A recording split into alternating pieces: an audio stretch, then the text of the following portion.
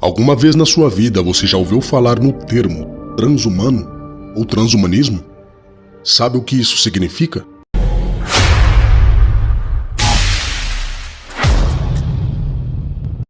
A qualidade mais louvável dos seres humanos é justamente a nossa capacidade de nos adaptar com as coisas.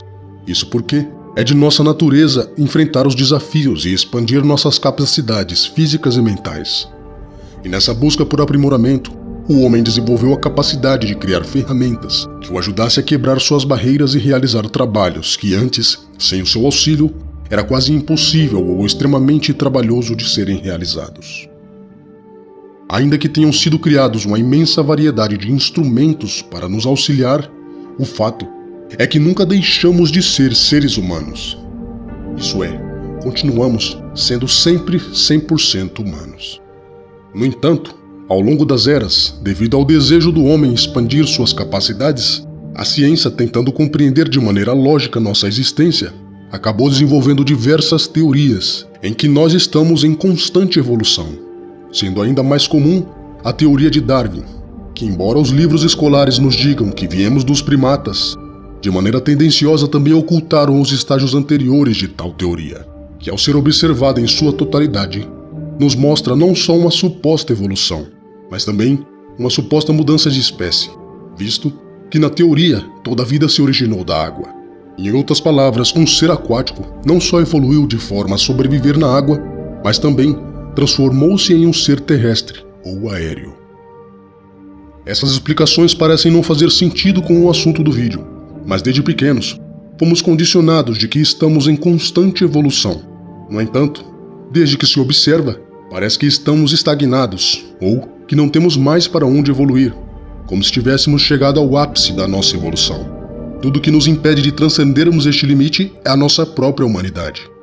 De modo que para continuarmos a evoluir, teríamos de abandonar nossa totalidade humana e nos unir com algo não humano. Isto se refere ao transhumanismo. O termo transhumanismo ou transhumano refere-se a um ser humano que foi aprimorado através de tecnologia para ter capacidades além do que é considerável normal para a espécie humana. Imagine-se poder correr tão rápido quanto um carro ou enxergar coisas extremamente pequenas em alta resolução. Imagine-se ainda poder alcançar 200, 300 anos de vida. Imagine-se poder pensar e obter respostas mais rápido do que uma pesquisa no Google. Imagine-se ainda ouvir uma música que quiser diretamente nos seus ouvidos, ou ainda assistir ou jogar um jogo através de seus próprios olhos. Imagine-se sendo capaz de comunicar-se com uma pessoa do outro lado do mundo diretamente com o seu pensamento. Parece incrível. Essa e as diversas outras experiências são a promessa que o chamado transhumanismo pode nos proporcionar. Em poucas palavras, vemos que a cada dia que se passa, novas narrativas a respeito do nosso mundo surgem, de como as coisas estão mudando e como as doenças e as mudanças climáticas são uma ameaça à nossa vida. E de acordo com os promotores do transhumanismo, apelidado pela grande maioria deles de Humano 2.0, destacam que diante dessas mudanças, nós temos que mudar também, para nos adaptar às novas condições de vida na Terra. É nítido ver também que em suas palestras e manifestações, estes homens estão sempre falando sobre evolução e sobre sobrevivência do mais forte. Podem não dizer com as palavras expressas o que isso quer dizer, mas suas palavras deixam claro que aqueles que aderirem ao transhumanismo permanecerão, enquanto os outros que se recusarem perecerão. Assim como eles pregam que tenha acontecido conosco a respeito dos supostos outros seres humanos inferiores, como os neandertais. De uma perspectiva comum, tudo parece muito atrativo. Seremos super-humanos, ciborgues, híbridos. Teremos diversas habilidades que, certamente, em algum período da nossa juventude desejamos ter. Mas uma coisa os filmes e os jogos nunca retrataram e nunca prepararam a nossa mente. Será que estaríamos dispostos a arrancar os nossos olhos saudáveis e trocá-los por olhos como câmeras? Estaríamos dispostos a arrancar os nossos braços e pernas perfeitos e substituí-los por braços e pernas mecânicos?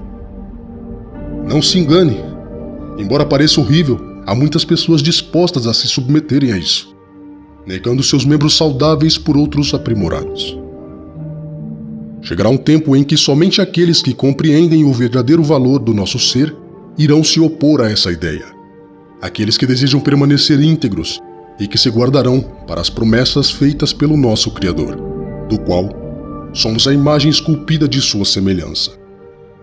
Entenda que em tudo o sistema busca utilizar bandeiras, escudos que são utilizados quando há críticas, de modo que aqueles que buscam a conservação sempre serão vistos como vilões.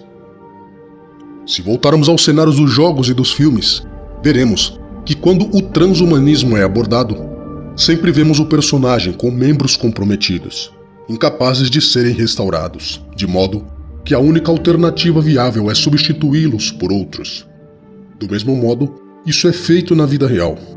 Nós, que desejamos conservar nosso ser, o nosso corpo, e que falamos sobre ética e preservação, seremos vistos como monstros, pessoas desumanas, que pensam apenas em si. Isso porque nos verão como pessoas aparentemente que não sabem o que estão falando, e que nunca sentiram na pele o que é estar preso em uma cadeira de rodas, ou que nunca pôde se alimentar sem a ajuda de alguém, ou ainda de ter passado a vida inteira sem poder apreciar um pôr do sol, ou poder ouvir o canto dos pássaros ou o barulho da chuva. Seremos monstros aos olhos dessas pessoas, e também aos olhos daquelas que não compreendem nossos ideais, de modo que com os mais diversificados argumentos que tivermos, não seremos capazes de mudar a imagem negativa que essas pessoas terão de nós. Tudo parece muito fantasioso e parece estar muito distante da nossa realidade. Mas este vídeo foi feito justamente por causa de uma matéria recente, e que sem dúvidas, muitos de vocês já devem ter tido contato. Confira. O Neuralink do bilionário Elon Musk diz ter realizado o primeiro implante de chip no cérebro em humanos. O próprio empresário confirmou em uma publicação no X, antigo Twitter. Segundo a empresa, esse é um experimento para avaliar a segurança e funcionalidade do implante, que é um chip alojado no cérebro. A intenção da Neuralink é fazer com que pessoas com paralisia controlem dispositivos externos, como celulares e computadores, com pensamentos. O chip é introduzido com cirurgia dentro do cérebro. A empresa de Elon Musk afirma que o dispositivo encaminha sinais a um aplicativo que, por sua vez, decodifica e transmite qual o movimento desejado para um cursor de um computador, por exemplo. A empresa já fez testes em primatas, que aprenderam a jogar um jogo de computador sem usar joystick. A autorização para estudos em humanos foi dada no ano passado. Segundo Elon Musk, o primeiro paciente se recupera bem e apresenta resultados promissores. Vimos também que inicialmente os requisitos para se voluntariar a esse procedimento era de que deveriam ser pessoas com comorbidades específicas. Embora a matéria diga que a pessoa poderá se conectar com dispositivos, a proposta é que num futuro não tão distante, este mesmo implante possa ser capaz de ler os sinais do cérebro e transmiti-lo ao membro debilitado, criando uma nova conexão e possibilitando o usuário a retomar o controle sobre o membro debilitado. O estranho é que em nenhuma das matérias a empresa quis identificar o local onde foi colocado o chip, em qual parte do cérebro foi implantado. Será que foi próximo a essa área? Infelizmente não sabemos. Novamente voltamos ao paradigma anterior. Para as pessoas que sofrem com essas comorbidades, essa é uma esperança real, palpável, está aqui e agora. E mesmo que haja incerteza no processo, elas estão dispostas a se arriscarem. Afinal, a maioria delas se veem como se não tivessem mais nada a perder. Parece repetitivo, mas entenda que o sistema joga com o sentimento das pessoas. Ele se utiliza da dor de alguns para criar polêmica em torno de um assunto que eles planejam implementar, de modo que ao se opor, o sujeito parece não se sensibilizar com a condição do próximo, e logo passa a ser visto como ofensivo, e por isso, tal ponto de vista é considerado radical e não merece espaço nos debates. O que queremos dizer é que podemos dar diversos exemplos plausíveis, realistas a respeito do assunto, mas todos os argumentos que vão usar contra nós é justamente de que nós não nos importamos com a condição daqueles que sofrem com as suas comorbidades. Infelizmente, o sistema é um grande vendedor de ideias. E assim como um vendedor comum, ele te bombardeia de benefícios, acessibilidade, vantagens e facilidades. Ele nunca irá te dizer os aspectos negativos de algo que ele está vendendo, ou neste caso, te propondo. Isso é algo que a maioria de nós descobre sozinho, e infelizmente na maioria das vezes já é tarde demais para desistir. Se analisarmos as propostas deste e de outros indivíduos e empresas que estão promovendo o transhumanismo, veremos que, embora haja um certo benefício, o objetivo final é controle. De acordo com eles mesmos, estes implantes serão capazes de saber o que se passa dentro do nosso corpo e do nosso cérebro. Saberão nossa condição de saúde, nossos batimentos, saberão quando estamos nervosos, alegres, irritados, ansiosos ou até mesmo excitados.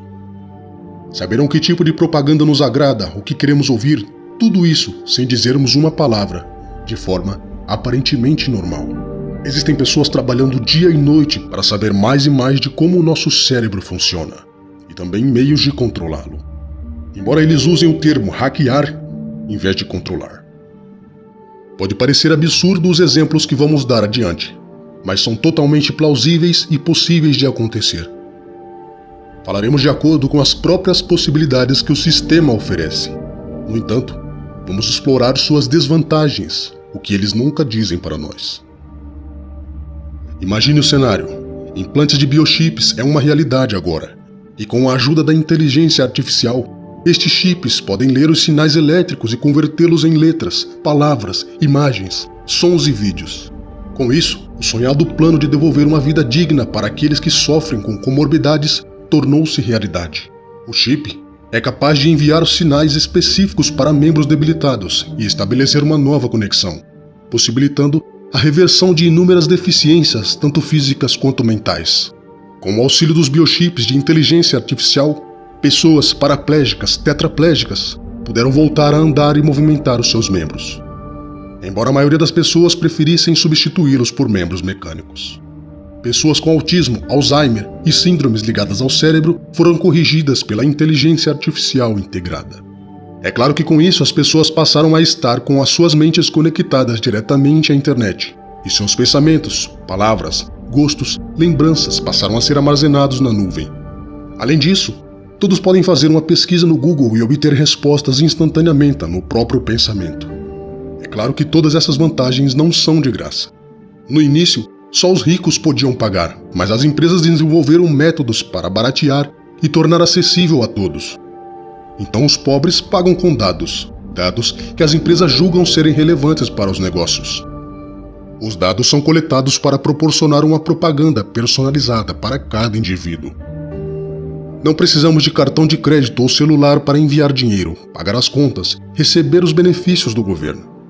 Os pagamentos podem ser feitos por aproximação, mas alguns viram com maus olhos ter de aproximar a cabeça de um leitor. Então, adaptaram para que se pudesse ser pago encostando o pulso no leitor.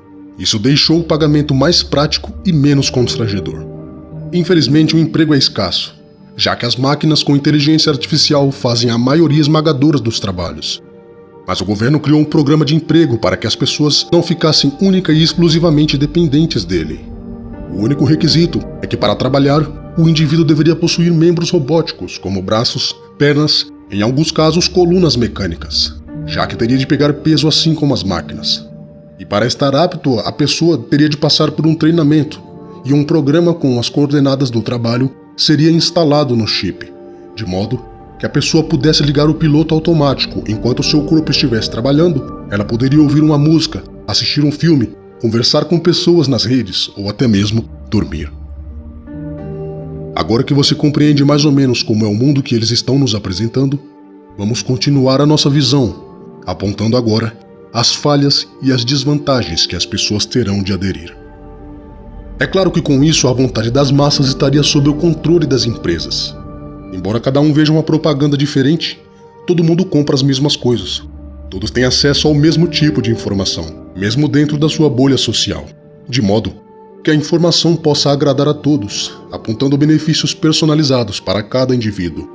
De modo que um alimento sintético é mostrado para o vegano que não há uma grama de proteína animal, mas para o cético é mostrado que possui muito mais nutrientes que o alimento orgânico. Para o sistemático é mostrado que dessa forma haverá mais abundância e variedade no mercado.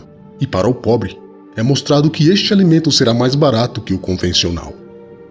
A fim de obter uma renda, grande parte dos conservadores e religiosos que negaram substituir partes do corpo por membros mecânicos correram para substituí-lo para garantirem suas vagas de emprego. Sim, escolas ainda existem, mas só por um motivo. Com o tempo, as empresas reduziram o número de propagandas, afinal, já não havia mais dados para serem coletados.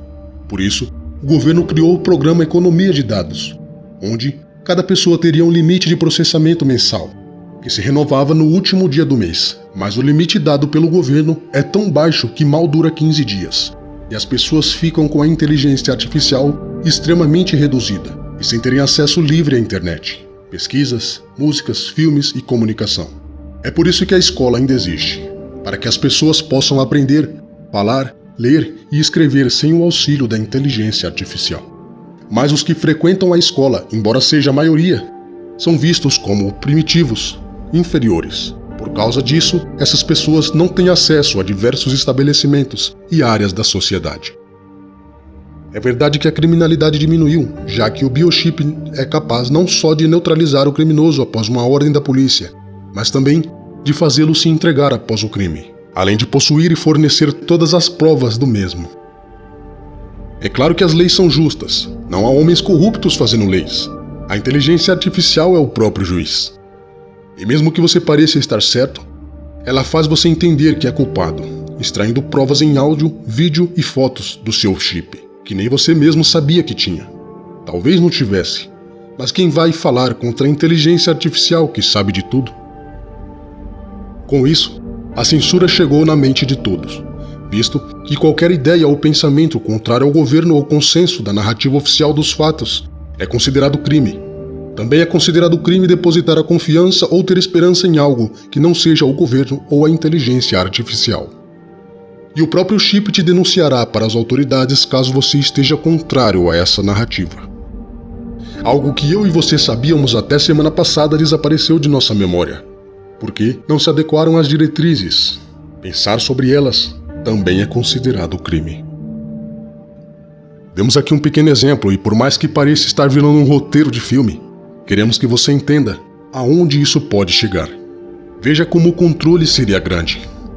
Dentro deste cenário vemos desigualdade entre os ricos e os pobres, vemos restrição, vemos monopólio das empresas, vemos controle da mente, controle dos membros, vemos uma perca de controle humano. Vemos a censura como a polícia do pensamento. Vemos o controle financeiro. Vemos o pensamento de colmeia. Vemos uma máquina com o poder de um deus. E antes que você diga que fomos longe demais, estude sobre o assunto, assista às palestras, entrevistas, podcasts daqueles que estão falando sobre isso. Você verá que a única coisa que fizemos foi criar situações em que eu ou você poderíamos enfrentar no dia a dia da realidade que eles apresentam.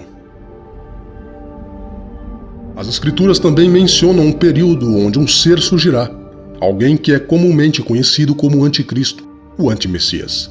Ele será contrário a tudo que se opõe a ele, contrário ao Criador, contrário ao Messias, contrário às escrituras, e ele recebe do próprio Satã o poder de governar este mundo, e ele será como um Deus na terra. Embora este seja o pior, ainda há outro ser que devemos ter ainda mais cuidado: o falso profeta. É o falso profeta que faz as pessoas do mundo adorar o anti-Messias. É ele quem faz os homens criarem uma imagem do anti-Messias, para prestar-lhe culto. Sabemos que as escrituras dizem que as imagens não podem fazer nada por elas mesmas, não podem andar, falar, nem proteger ninguém. Mas a imagem do anti-Messias, que os homens constroem com o auxílio do falso profeta, é a única imagem nas escrituras que tem vida, a única que fala e a única que pode condenar à morte os homens que estiverem na terra. Além disso, ainda existe um sinal que marca a posse do antimessias sobre as pessoas da terra, uma marca na mão direita ou na testa. Não há perdão para os que aceitam essa marca. Não somos hipócritas, ninguém sabe com certeza o que é essa marca. Tudo o que temos são as características que ela apresenta, como não poder comprar nem vender. Não podemos negociar sem ela, não podemos trabalhar porque não iremos receber. Além disso, a marca também está ligada à adoração, à imagem do antimessias, a besta, visto que é pela adoração à imagem que a marca foi criada.